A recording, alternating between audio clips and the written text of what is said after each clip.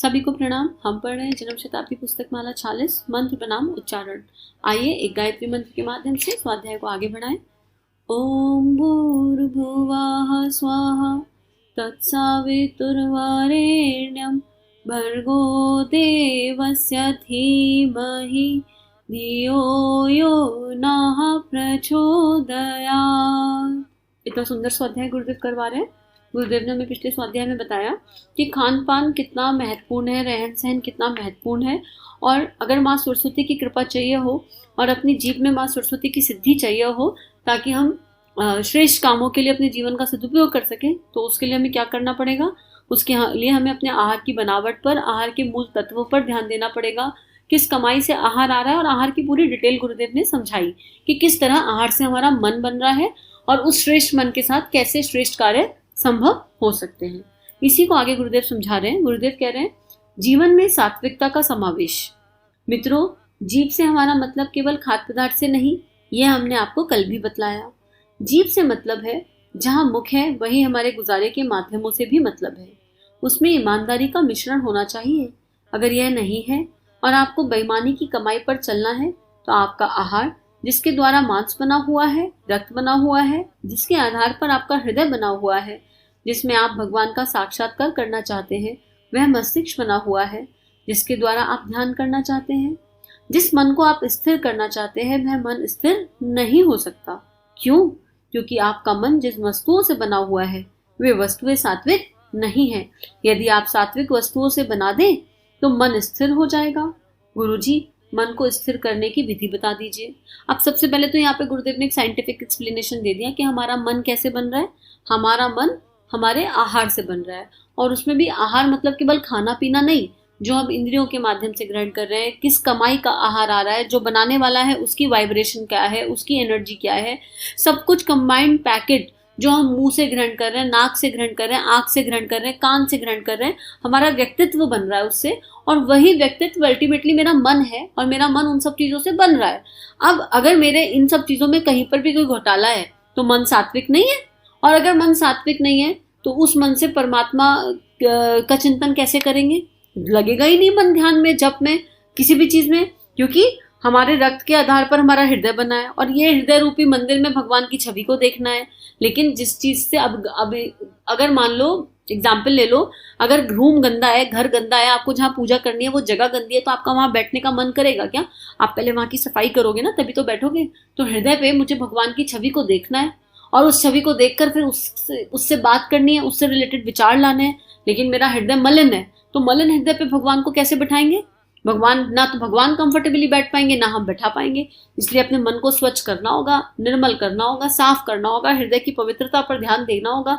फिर तो कहीं परमात्मा को बुलाओगे, भगवान को गेस्ट के जैसे इन्वाइट कर रहे हो, हृदय पे बिठाना है, और फिर हृदय में उनको देखना है, विजुलाइज करना है, उनसे दो बातें करनी है, फिर उस तरह के विचार आएंगे।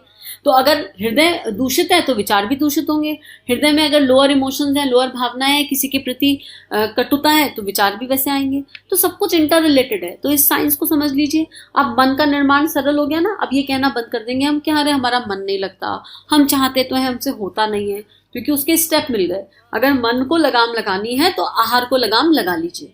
आहार पर लगाम लगेगी तो मन अपने आप सध जाएगा, संपूर्ण आहार पर।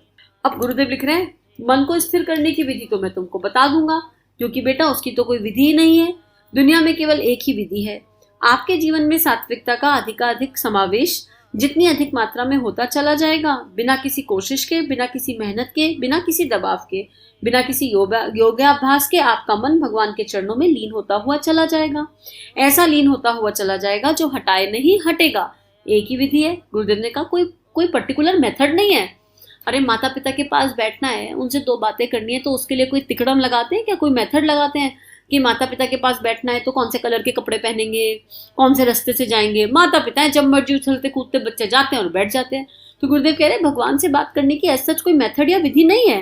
आपका मन निर्मल होना चाहिए, सरल होना चाहिए, एक बच्चे की जैसे सरलता आनी चाहिए।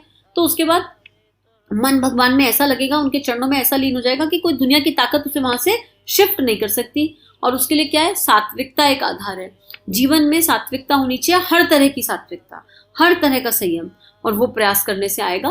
और हर चीज एक बार में नहीं होती, पर जब आप इस यात्रा पे चलोगे तो आप धीरे धीरे पीछे पलट कर देखो आज अपनी यात्रा को, अगर आपने यात्रा शुरू करी है, कि क्या आज आप वही हो जो आप साल भर पहले थे, या 2 साल पहले थे, या 3 साल पहले थे। क्या आप में कोई परिवर्तन नहीं आ रहा? साल भर पहले कुछ गंदी आदतें थी, क्या ऑटोमेटिक आपने केवल संकल्प लिया और प्रयास किया और ऑटोमेटिकली वो आदतें छूटती नहीं चली गई? और कभी कभी तो ओवरनाइट कुछ संस्कार छूट जाते हैं। क्या आपने अनुभव नहीं किया अपने जीवन में? तो यात्रा है, धीरे धीरे चलेगी, लो नहीं होना, गिल्ट में नहीं जाना कि अरे हो नहीं रहा, अरे हो नहीं रहा। प्रयास करना है बिना फल की इच्छा के, आगे वो परमात्मा देख लेंगे। हम जैसे भी हैं अपने प्रभु के हैं। आगे गुरुदेव लिख रहे हैं, एक तप और मैं आपको बता सकता हूं। क्या? मौन। मौन एक प्रकार का तप है। मित्रों, अभी मैं आहार की बात कर रहा था, जीभ की बात कह रहा था। यह इसलिए कह रहा था कि आपको बोलने के संबंध में सावधानी बरतनी चाहिए, क्योंकि जीभ के द्वारा हमारी सामर्थ्य बहुत व्यय होती है। जैसे हम एकाग्रता में, समाधि में हिस्सा लेते हैं, इसी तरीके से जीभ का भी संयम है, जो हम मौन के अभ्यास द्वारा करते हैं। अभी आपको 2 घंटे का मौन बताया गया होगा ना बताया गया हो तो अभी हम बता देंगे। प्रातःकाल रोज 2 घंटे आपको मौन रहना चाहिए। गांधी जी सप्ताह में 1 दिन मौन रखते थे। उनके मिलने वालों की भीड़ लगी रहती थी, उन्हें इतने जरूरी काम पड़ते थे कि क्या कहना, लेकिन वे मौन रहते थे। मौन रहने से उनकी शक्तियां बच जाती थी। आपको भी अपनी वाणी की, सरस्वती की शक्ति का बचाव करने के लिए अनावश्यक बातचीत से बचना चाहिए, बाज आना चाहिए। अनावश्यक बातें मत कीजिए, लप लप इधर उधर की बात मत कीजिए, गपबाजी मत कीजिए। इसमें आपकी शक्तियां क्षीण होती हैं और आपको मंत्र के लिए जो सामर्थ्य संचित करनी चाहिए उसमें कमी आ जाती है। आप कम बोला कीजिए, जरूरत भर की बोला कीजिए, वजनदार चीजें बोला कीजिए, विचार पूर्वक बोला कीजिए, समझदारी की बातें बोला कीजिए। यह भी एक तरह का मौन है। आप समझते क्यों नहीं? अब गुरुदेव यहाँ बहुत सुंदर तरीके से मौन की शक्ति बता रहे हैं, और इसका एक ही तरीका है। ऐसा मान लो कि मुंह में भगवान जी ने एक हीरा रख दिया है, माँ सरस्वती का आशीर्वाद। अगर बोले तो मुंह खुलेगा तो वो हीरा गिर जाएगा, ऐसे स्मरण रख लो। और अगर वो हीरा गिर गया तो बड़ा नुकसान हो जाएगा। गुरुदेव ने आशीर्वाद स्वरूप एक हीरा रखा था और वो गिर गया, और ये हीरा तो कहीं से लाया भी नहीं जा सकता, कमाया भी नहीं जा सकता, क्योंकि ये तो गुरु की कृपा से मिला था। तो मौन का अभ्यास इंपॉर्टेंट है, और एक्चुअली बहुत इंपॉर्टेंट है। और मौन कौन सा? केवल वाणी का मौन नहीं, मानसिक मौन, भावनाओं का मौन। आंख बंद हो, मुंह बंद हो, विचार बंद हो, हृदय बंद हो, और केवल अपने इष्ट का चिंतन चलता रहे, अपने इष्ट की छवि को निहारते रहे। एक ऐसा मौन, वो मौन हमारे भीतर की शक्ति को जगाता है। दूसरा, जब हम 1 मिनट सोच के बोलते हैं ना, तो फिर बड़ा आसान हो जाता है। जैसे मान लो कई बार ऐसा होता है, और हम सबके साथ होता है, मान लो 10 लोग बैठे हैं और एक बात कही गई, और वो बात जनरलाइज कही गई, 10 के 10 के लिए कही गई। लेकिन जिसके पास मौन की शक्ति नहीं है ना, वो सबसे पहले उस बात को अपने ऊपर लेगा और उसमें डिफेंसिव हो जाएगा। अरे हम तो ऐसा नहीं करते हैं। मान लो 10 लोग बैठे हैं और उनको कहा गया आप सब लोग बहुत बोलते हैं, ठीक है। अब वो 10 के 10 को बोला जा रहा है, लेकिन रिस्पॉन्स को एक जना करेगा, नहीं नहीं ऐसा तो नहीं है, हम तो बिल्कुल नहीं बोलते। वहां पर एकदम मौन होकर, चुप होकर देखने की जरूरत है, और हर जगह कि क्या हमारे बोलने की यहाँ आवश्यकता है, कि यहाँ बिना बोले काम बन जाएगा हमारे। और बोलने की अपनी इंपॉर्टेंस है। ऐसा ना हो कि जहाँ आवश्यकता है हम वहां भी नहीं बोल रहे और रिश्ते खराब हो रहे हैं। लेकिन बोलने से पहले हम विचार कर लें कि हम क्या बोल रहे हैं, क्या जो हम बोल रहे हैं उस बात में वेटेज है या नहीं, क्या वो कंट्रीब्यूट कर रही है वो बात मुझे या सामने वाले को, किसी भी फॉर्म में कोई कंट्रीब्यूशन है उस बोलने से। और हम समझदारी की बातें बोले तो वो भी एक तरह का मौन है। और इधर उधर की बातें जिनसे कोई लाभ ना अपना है ना सामने वाले का है, वो तो बिल्कुल बोलने की आवश्यकता नहीं है। तो पहले वाणी का मौन, फिर मानसिक मौन, और फिर भावनाओं से मौन। किसी के लिए कुछ अनुचित नहीं सोचना, केवल अपने इष्ट का चिंतन करना है। ये मौन जो है, ये जो मौन है, फिर ये एक शक्ति बन के उभरता है, और फिर उस साधना का बड़ा लाभ होता है। और जब इस यात्रा पे चलते हैं तो आप देखोगे एक टाइम ऐसा आएगा जब बोलने का बिल्कुल मन नहीं करता है, एकदम चुप। हालांकि आपको ये सुनकर लग नहीं रहा होगा, क्योंकि मेरा तो बचपन में प्रॉब्लम ही है कि मैं बहुत बोलती हूँ, बहुत ही बोलती थी, अभी भी बहुत बोलती हूँ। लेकिन अभी ये वाणी गुरु इच्छा से खुलती है। कई बार ऐसा अनुभव किया है कि वो ट्रांसफॉर्मेशन आ रहा है। हर किसी के सामने नहीं बोलते हैं, बहुत लिमिटेड लोग हैं जहाँ लगता है कि बोलने से कंट्रीब्यूशन हो रहा है सेल्फ की जर्नी पर या सामने वाले की जर्नी पर, वहां मुंह खुलता है। और फिर गुरु की कृपा ऐसी हो गई कि उन्हें लगा कि बच्चा चुप तो होगा नहीं, तो उन्होंने इस बोलने की शक्ति को भी ट्रांसफॉर्म करके यहाँ पर बुलवाना शुरू कर दिया।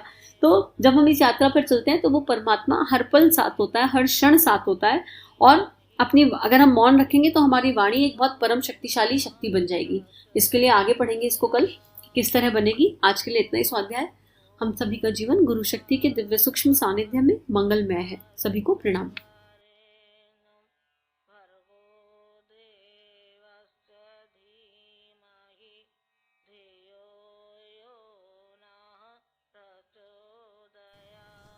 हमारे YouTube चैनल को सब्सक्राइब कीजिए और बेल आइकन पर क्लिक कीजिए ताकि आने वाली सभी वीडियो की नोटिफिकेशन आपको मिलती रहे। आप सभी को बहुत बहुत थैंक यू।